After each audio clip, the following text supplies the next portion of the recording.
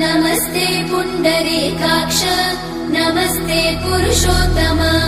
नमस्ते सर्वलोकात्मन् नमस्ते दिग्मचक्रिणे नमो ब्रह्मण्यदेवाय गोब्राह्मणहिताय च जगद्दिताय कृष्णाय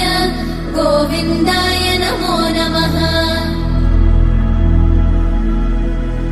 ब्रह्मत्वे सृजते विश्वम् स्थितौ पालयते नमः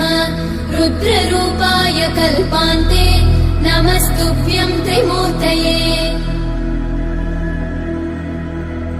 देवायक्षासुरा सिद्धा नागा गन्धर्व किन्नरा पिशाचा राक्षसाश्चैव मनुष्या पशवश्च ये